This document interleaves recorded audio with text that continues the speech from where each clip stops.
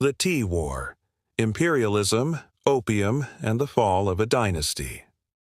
In the early 19th century, China stood as the world's largest and most populous empire, vast, self-sufficient, and proud of its centuries-old civilization.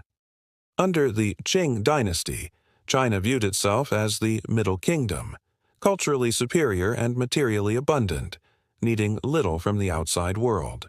But behind this facade of grandeur, the empire was decaying. The court was plagued by corruption, rigid bureaucracy, and a growing disconnect from the suffering of the common people.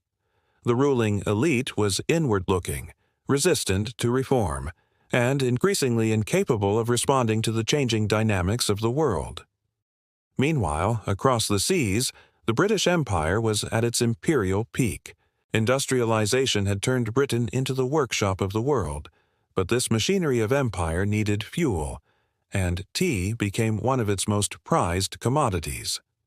British demand for Chinese tea was immense, yet China demanded payment in silver, creating a trade imbalance that drained Britain's reserves and infuriated British merchants and officials. To resolve this imbalance, Britain turned to a strategy that would devastate China for generations. Opium.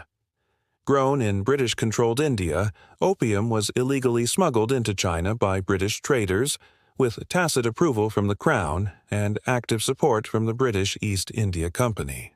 By the 1830s, millions of Chinese were addicted. What began as a trade workaround became one of the most destructive narcotics operations in history, orchestrated by a European power against a sovereign nation. The opium trade corroded Chinese society. Addiction spread rapidly among all classes, from peasants to scholars, soldiers to merchants.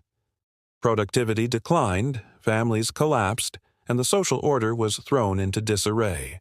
The Qing government, alarmed by the scale of the crisis, appointed Commissioner Lin Zexu to end the opium trade. Lin took decisive action, confiscating and destroying massive quantities of opium in Canton, Guangzhou, and demanding that British merchants cease their operations. Britain responded not with diplomacy, but with war. The First Opium War, 1839–1842, was a brutal conflict between the technologically advanced British Navy and the poorly equipped Qing forces. The war ended in a humiliating defeat for China, formalized in the Treaty of Nanking. The treaty ceded Hong Kong to Britain, opened 5 ports to British merchants, and granted extraterritorial rights to British citizens, effectively placing parts of Chinese territory under foreign control. The Second Opium War, 1856–1860, only deepened China's humiliation. French forces joined the British, and together they looted and burned the Summer Palace in Beijing, a symbol of China's cultural heritage. New treaties forced China to legalize the opium trade, open more ports, and allow Christian missionaries into the interior. What followed was known in China as the Century of Humiliation, a period marked by foreign domination, national disunity, and relentless internal strife.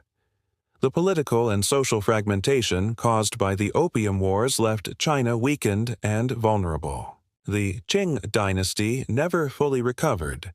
Foreign powers carved out spheres of influence, controlling trade, infrastructure, and even taxation in some regions. The Chinese people, resentful and disillusioned, began to rebel, most notably in the Taiping Rebellion, one of the deadliest civil wars in human history, which further drained the empire's strength.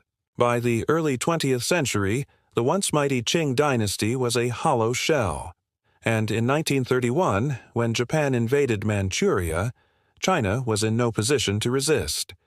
The fragmentation and humiliation imposed by Western imperialism, particularly through the opium trade, had eroded China's capacity to defend itself. The Japanese invasion was not an isolated tragedy.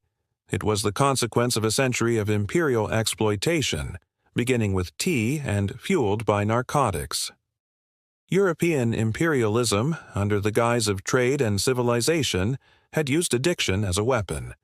Britain had exchanged silver for tea, but at the cost of millions of Chinese lives and the soul of an empire. The so-called Tea War, was not just about commerce, it was about domination, economic, cultural, and human. It laid bare the cruelty of empire and the fragility of complacent power.